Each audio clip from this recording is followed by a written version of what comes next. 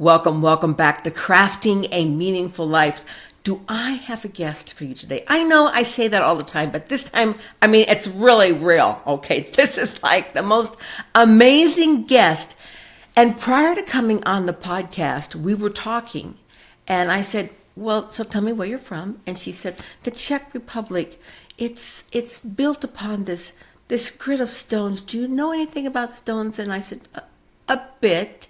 And she said, well, do you know anything about Moldavite? And I held up my bracelet. I'm like this, and my ring like this. And here we are, just finding so many things that we are connecting with. So many times on this podcast, we've talked about intuition, and that, believe it or not, is her specialty. It's called an intuologist, I guess. But she's an educator, a spiritual guide, has her PhD, and is here today giving her time to me and my listeners to step into this wonderful world of knowledge, inspiration, and intuition.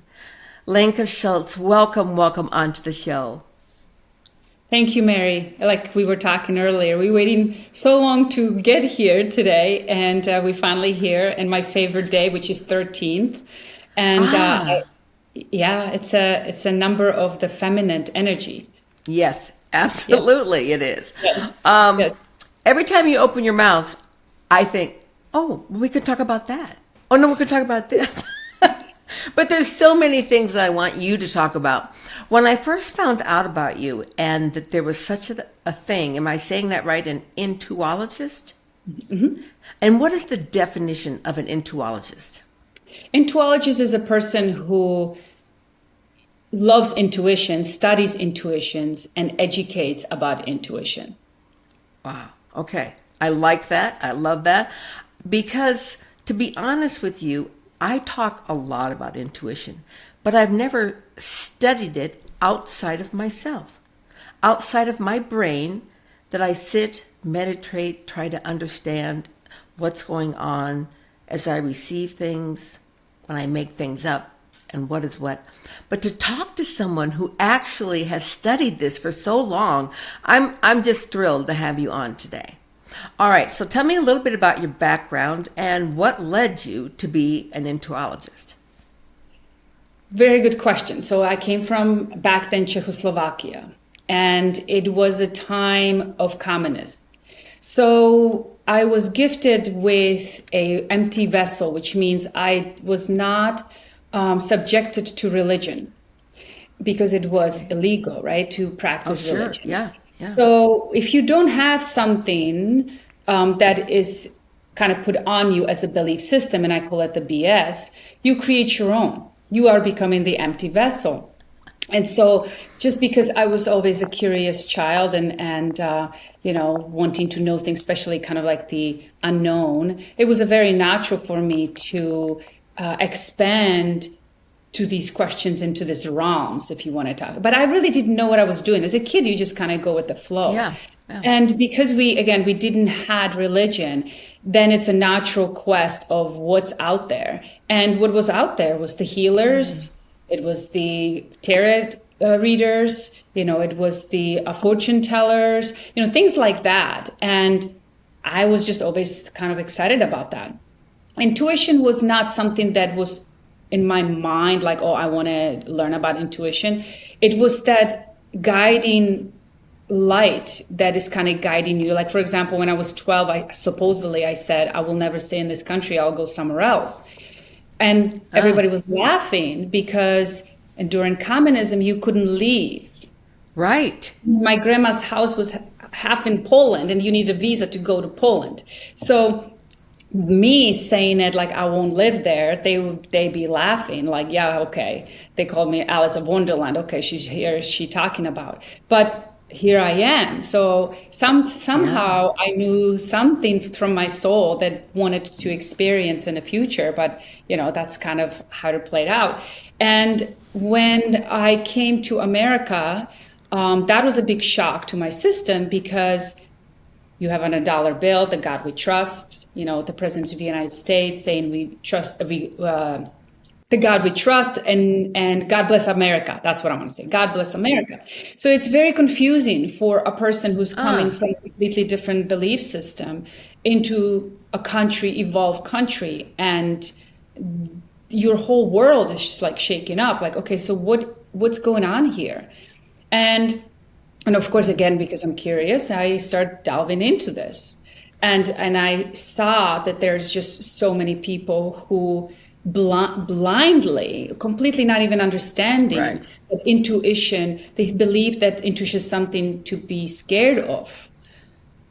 There's something evil about it. That to me was like, okay. So again, there were so many questions for me, and that was my journey as of today. Like, I'm still on my journey to trying to figure it out. But what I learned about intuition is it's not a quest of intellect. It really isn't. It's the quest of knowing. Yeah. The minute you're trying to figure it out, you are not practicing or being intuitive. There are those right brain people and those left brain people, and one doesn't trust the other oftentimes. But when we can learn to work both hemispheres of our brain, then we get the best of both worlds. Exactly. In my walk and in my social area that I live, there are many people who are afraid of intuition. Mm-hmm. And they think it's the opposite of what we should be doing. That intuition is just relying on our own wisdom and not relying on the spirit of God and letting God tell us what to do.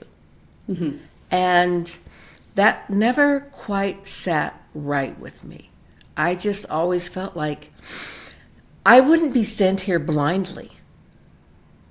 I had to have things inside of me that I could rely on, kind of to turn to my soul.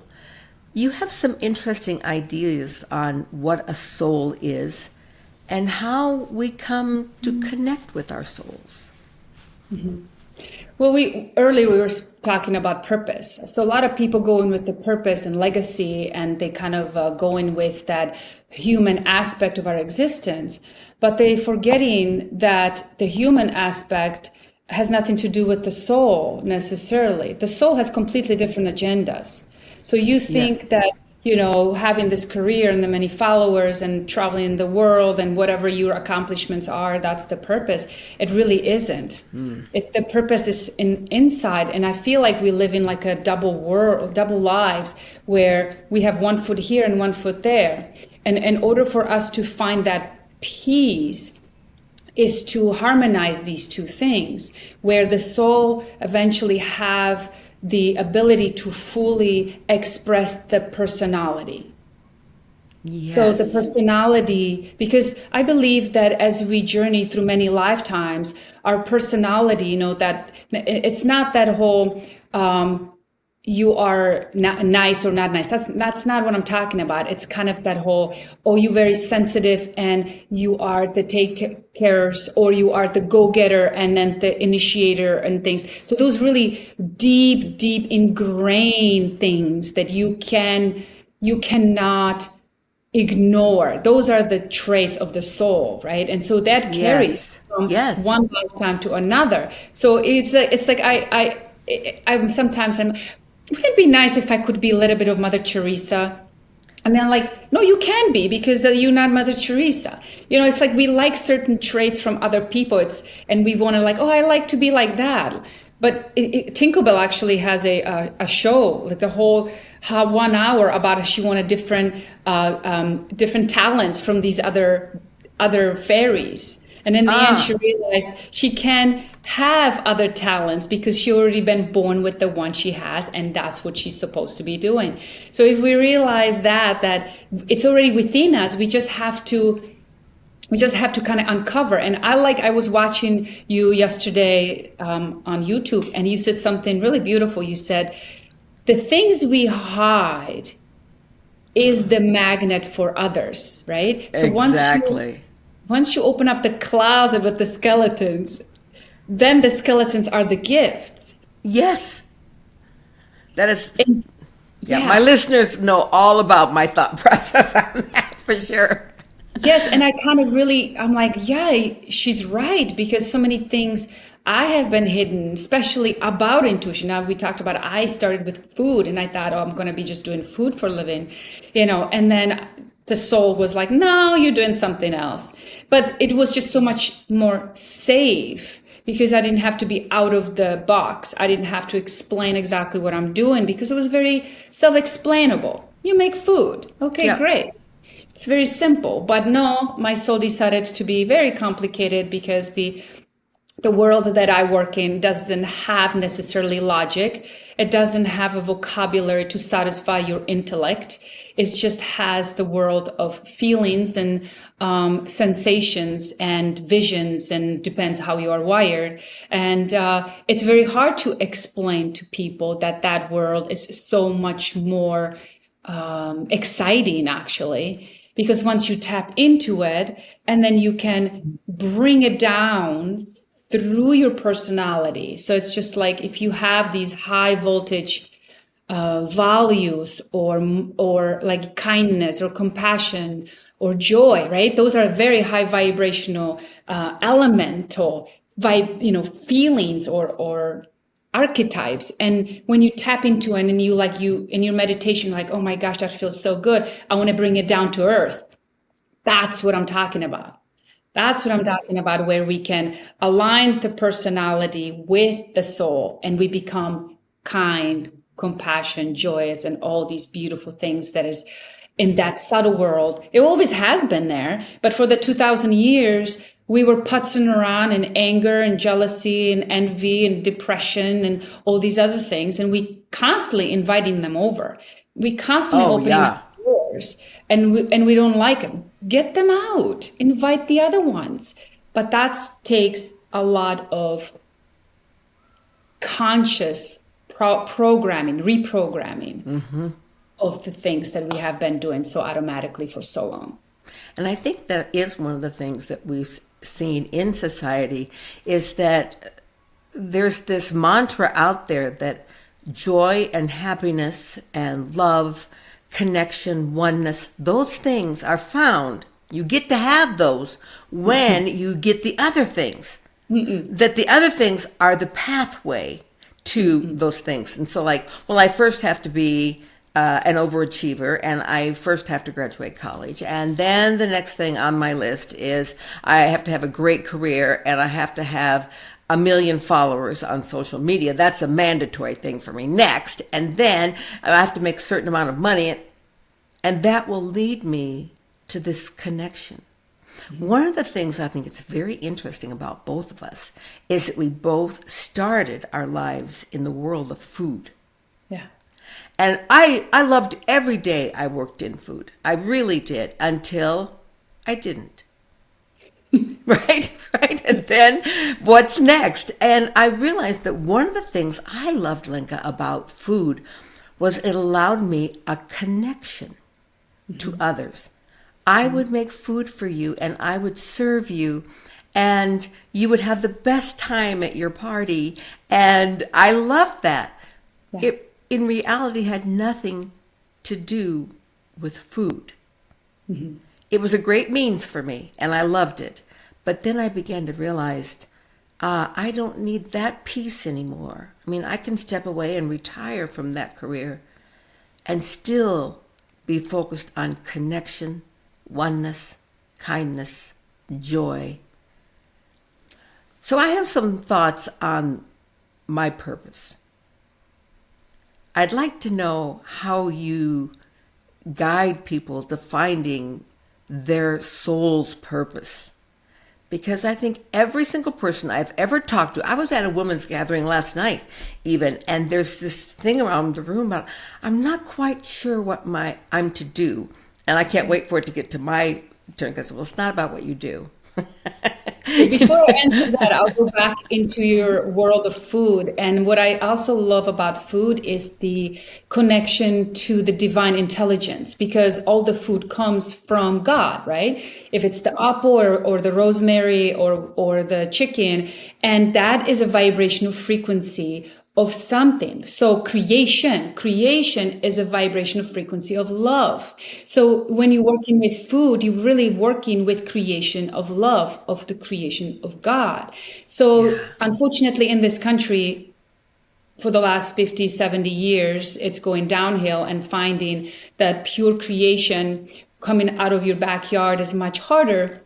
And I was blessed with my upbringing, with my aunt having the pig, and then, we had the apples and so on and so forth. So I was really living organic life, not even realizing that, being connected with that food. So I feel the food is not just nutritious part of our human existence.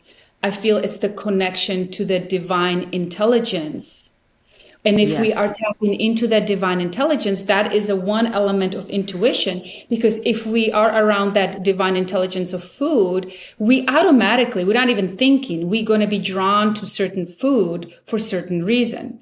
Just watch children. They will be chewing on some kind of animals. They will be chewing on some kind of a grass or whatever. It's because they need that part of that nutrients, right?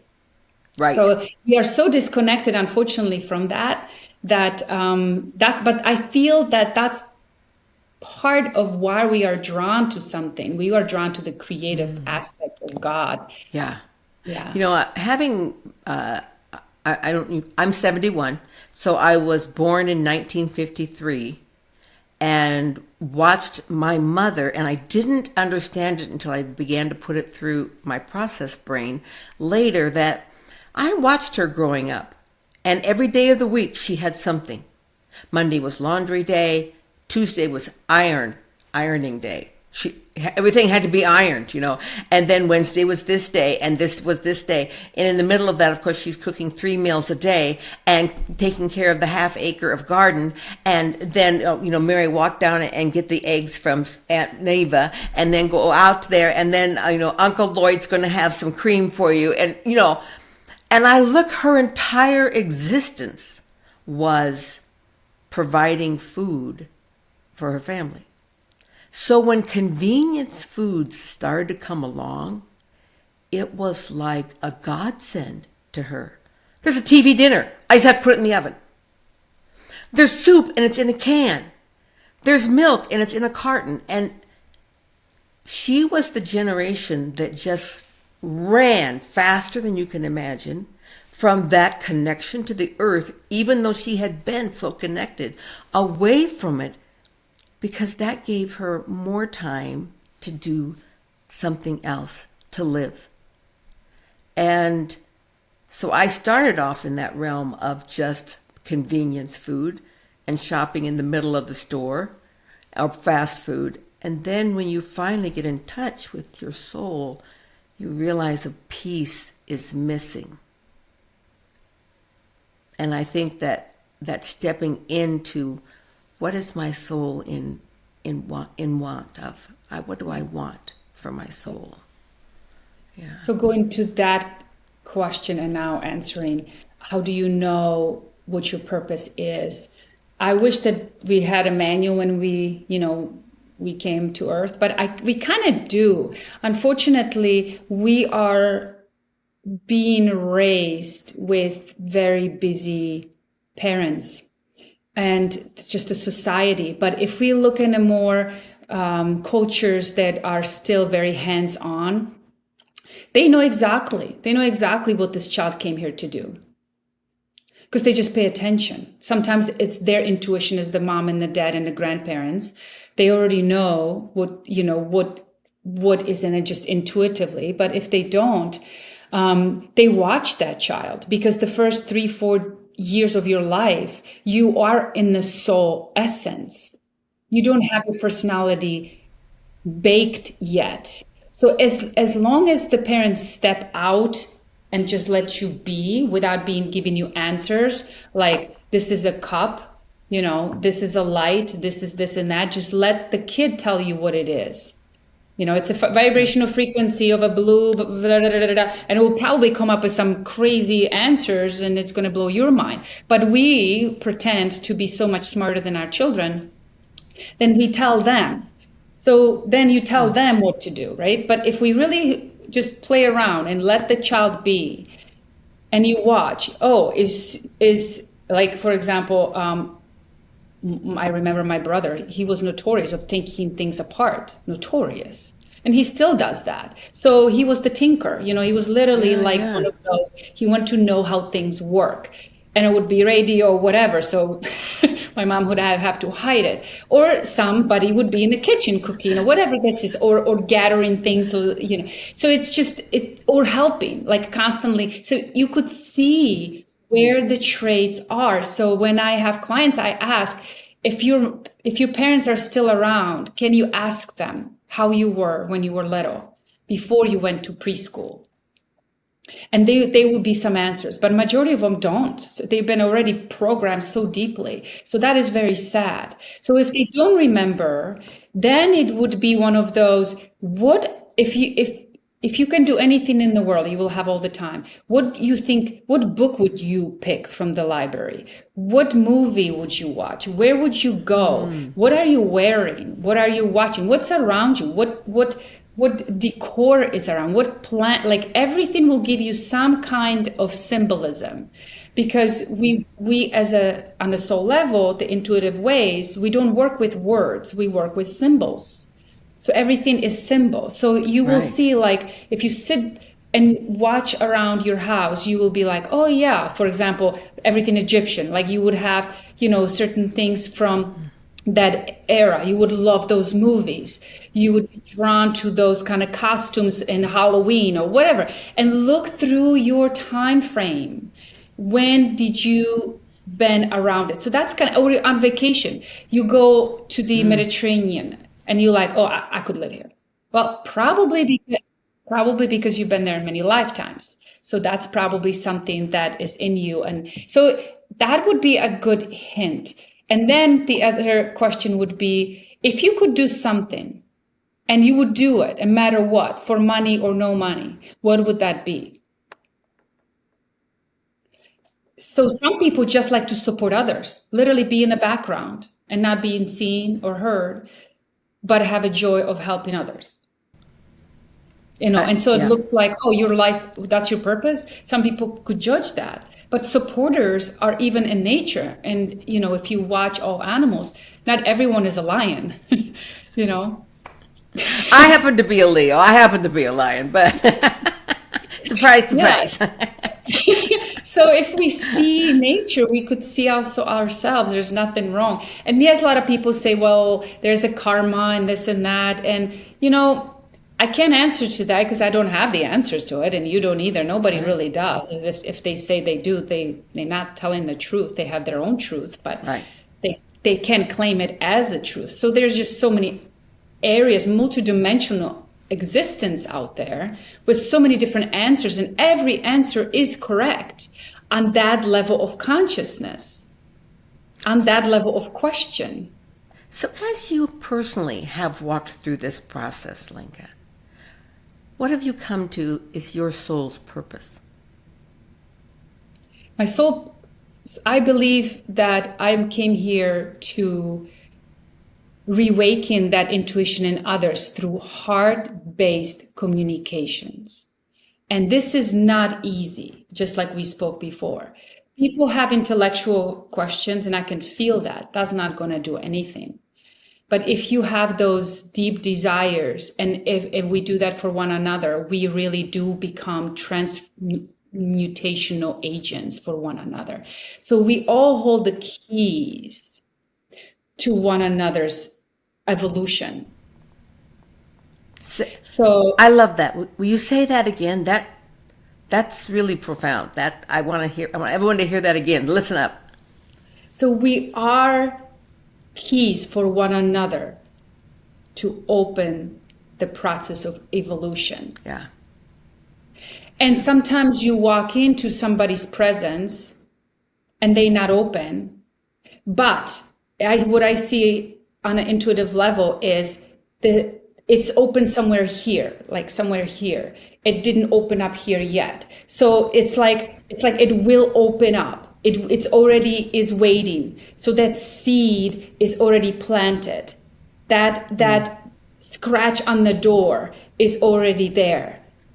but you're not there yet, right? And some people you just meet and you're like, yep, right there, and we just open like the two of us when we came in.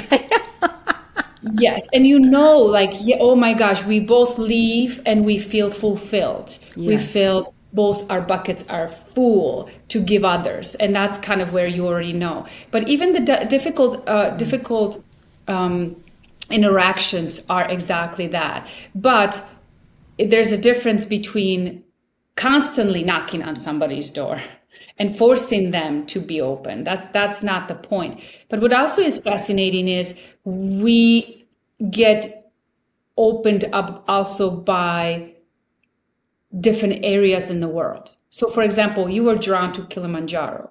You thought that the whole process is, oh, I have to climb over there. But I don't think so. I think on the soul level, there has been something in the land that opened you up on a deeper level that you have digested or digesting still today. And sometimes the information on us, that's a soul information. It's not this information.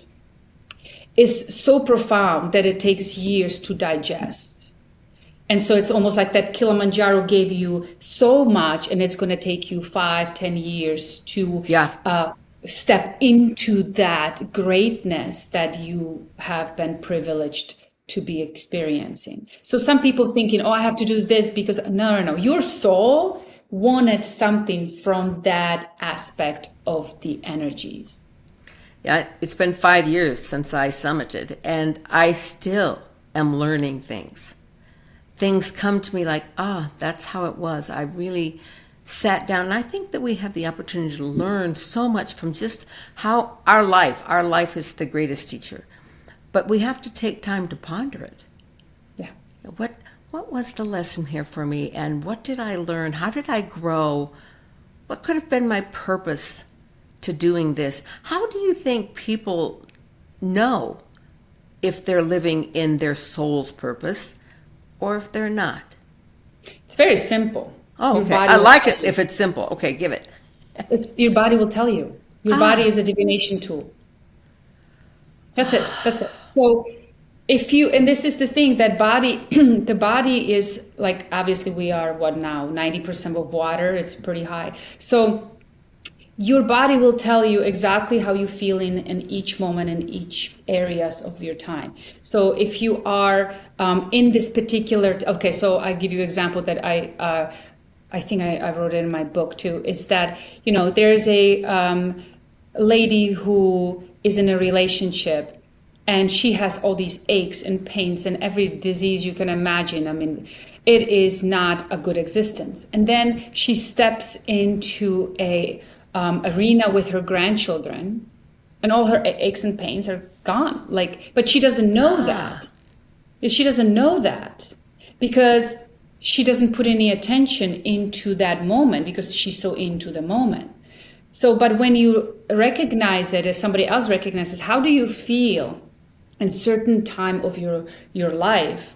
In the morning when you have to make the emails, returns, or doing the dishes, or making a meal, or having a wonderful conversation about your soul journey. So it's like, how do you feel? Lighter, excited, energized. So those are the signs for your soul purpose. Yeah. And then people say, well, I still need to do dishes. It's true, but then you have to look at the dishes as part of the soul journey that needs to be done. So it's that, you see, so it's like we have to just look at it as a perspective. So it doesn't mean that your dishes will be your purpose. It isn't. But when you effortlessly live pain-free life, and this is very difficult to say now because there's so much suffering and pain. Yeah. And people think pain comes with age. I disagree. That's not my truth. Maybe that is somebody else's, but it will not be mine ever. But again, if we believe in that BS, then it will become our BS, our belief system.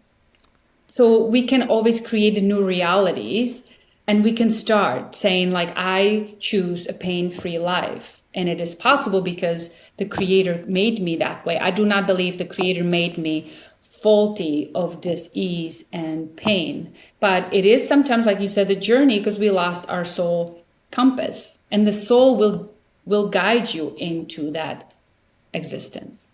So there are times, and this is kind of a double-edged sword, so walk me through your thoughts on this, that yes, our life is about joy, and our life gets to be joyous, and it also gets to be easy. It does not have to be hard to be joyous. But then you have those people who will say, for example, point to all the fires in California and say they just were decimated. They don't have joy. How do you put that into part of their purpose? Were they destined to have to go through that? Were you destined to have to live in the slums of India to know the contrast, to know joy? How do you walk through that, Lenka? Well, let's just start with the vibrational frequency of joy. It is one of the highest vibrational frequencies, right? Right. So joy is not something that you can live in day out every moment, because it is such a high vibration. You wouldn't even be here. I would be like, where are you, We'd Mary? be gone, yeah. Okay, so the minute you think you enjoy, you're already out of it. That's how fleeting it is. So it's one of those moments when you see the butterfly, oh, butterfly, and it's gone. That's how fast the joy comes and goes. So holding on to that as long as possible reprograms your brain into that neuroplasticity, right? Into that whole, I want to hold on to that wonder, into that joy a little bit longer, walking and see the, like we here in Florida, we have dolphins, right? Same thing. It's a very high vibrational frequency. And so again, it's just like, how fast is this? 1 second. So this is the reality. However, when someone is experiencing suffering, I believe that it's like an alphabet. We have all letters, and we have to speak it all fluently, right? And so sometimes we are experiencing suffering. Why? I have no idea. I'm not even going to pretend I know that there's so many theories and BS belief systems out there, but I also believe that they are created almost like a crutches, almost like a wheelchairs for our existence, because it feels good if I tell you it's your soul journey. It feels good if I tell you it's a past life karma. I have no idea. I really don't. But I also know we are resilient beings. We are here for one another. And, if somebody has a moment of suffering, there's millions of people who can help. If you choose to, again, if I knock on the door, will you open? Will you allow us to help you and change and so on and so forth? So I don't believe every single person had joy in their life every single moment. That I don't believe in that. We all going through suffering in one point in time, me included, you included. And sometimes it's visible, sometimes it doesn't. If we wouldn't have the internet, we wouldn't even know about the crisis that's going on around the world. Right. You'd read it in the newspaper next week. Yeah. Exactly. Yeah. So I know that my answer is probably not what you were looking for, but I'm not going to pretend I know. Yeah, I'm with you on that page, that I think sometimes it's futile to give out the answer of why people suffer. Yeah. Can I just say how long I pondered that question? I really felt I could find the answer to this. And then I was going to be at peace, and I could get everyone else to be at peace. It was part of my meditations for probably 2 or 3 years. Why do people suffer? What is the purpose of suffering? And finally, Lenka, I let it go. Because the pursuit of that was not moving my personal needle anywhere. It was just allowing me to spiral and spiral and spiral. And so the greater purpose for me was just to focus on my life and the moments that brought me joy being my purpose. And then I want to know this from you, like how you know when you're in your purpose. But For me, when I know I'm in my true purpose, I turn outward. I've turned inward to get to know me and to find my purpose, and turned inward to learn how to master those things and to be my best self.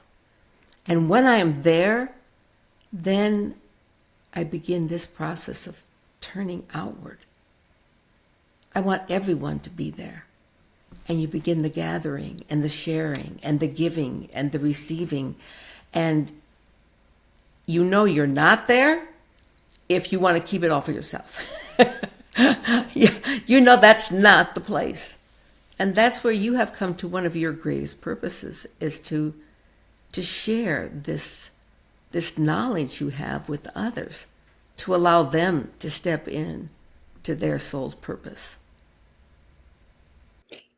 Yes, it's very beautifully said. And I'm going to just kind of concur on that, is that when you are trying to think, because that's really what it is, think about something, that you only staying in that realm of the mind. That's not where intuition lies. And honestly, again, if you find some kind of answer, is it going to change anything about what you're doing? No, absolutely nothing. And that BS probably will change once your consciousness changes. And yeah, so there will be another answer. It's like literally like every questions will have another answer. It's just the level of consciousness. And when you talking about going inward and then going outward, it is the metaphysics. It really is like that, where when you harness something within you, it's not just in you, it vibrates around you, right? So it's in your aura. So your likes, dislikes, your fears, your knowledge, your wisdom, your gifts, and all the things that you encompassed in your life is right here. And that's what I was talking about, the keys. There are many keys. It's almost like if somebody comes into Mary's aura, there's so many keys that they just kind of energetically, it is done on a soul level. It is not done on a personality level. They will be drawn to that. They'll take it and vice versa. So it's not even we have to say anything anymore, because the world, I believe that the wisdom is wordless, really.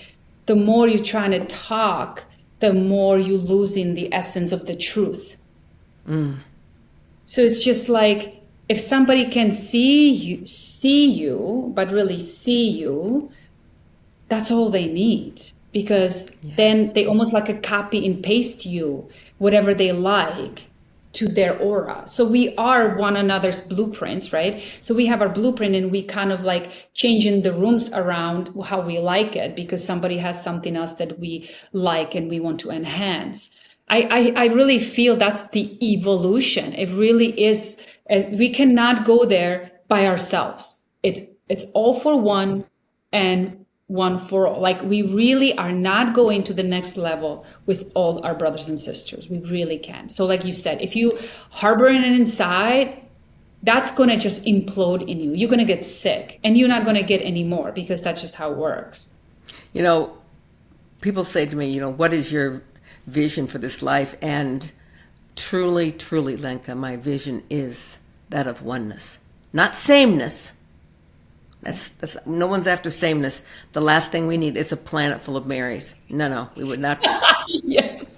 Not sameness, but oneness, that we are truly connected and we're moving together. And sometimes the world seems so far apart on that I was with a person the other night, and they said, it's getting so bad in the world and so evil. And then I said, yes, we do see that, but the equal amount of goodness and joy and love and oneness is on this side growing. And Absolutely. They came back to me and said, no, that's not accurate. It's only growing on this side. Yeah. And my purpose was not to engage in him in it was a social evening. Yeah. But I thought, I'm glad I live in this belief. Yes. That as much as this we see of evil and I don't even like that word, but of things that are hard on us, we see this loving piece here growing. And if you're not seeing that, perhaps it may be you're looking in the wrong places. I 100% agree with you, and I feel that metaphysically it is exactly always the exact opposite. So as much darkness is out there, the same amount of light, right? And the word evil, I speak about it in my book, because if you look at the evil, I was also very kind of like, oh, I don't like that word, but I love words, so I looked it up. And if you read it backwards, that means it's something not alive. So whatever is not alive is evil. So let's just say the box of Cheerios is evil. It's not alive. Apple is alive. See, like if we start looking at it that way. Brilliant. I love that. Yes. And so when we see that, oh, that's evil, that's not, and then we see what's living and what's not, and we are all living beings, and we want to make sure that we are not evil, which means not alive, right? So we want to feel alive, because when we don't have the life, then we have the destruction. So that's kind of what I see it as, that, you know, if something is evil, it's also being very destructive. Like a box of Cheerios does not have the same amount of vibration. Yeah, absolutely. Exactly. It's dead. Yeah, it's dead. It doesn't have any life frequency in it. And in your example of thinking about holding a handful of Cheerios versus holding an apple, and if you just think about that for a minute in your mind, it's like you just want to drop those Cheerios and hold this apple to your heart. Yeah. Okay, our time is up, but I have one. I need another couple minutes, because I have one thing I really want to ask. I think as I was talking to a friend of mine about having you on at this women's gathering I was at last night, and I was talking about you because they were all pretty awake women, and she said, "Will you ask one question?" And I said, "Okay, I will." So I have to ask this question. I get to ask this question. How do I discern truth?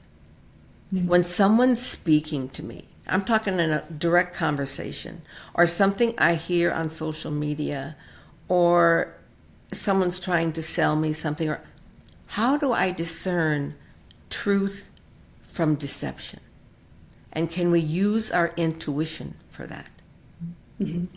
This deception is really hard, because the lies are easy. Lies are easy because they just lies. They have stories, you can feel them easy. Truth is also very easy because it's very transparent. It's very light. You could see right through it. The lies are heavy and dense, but the deception is both.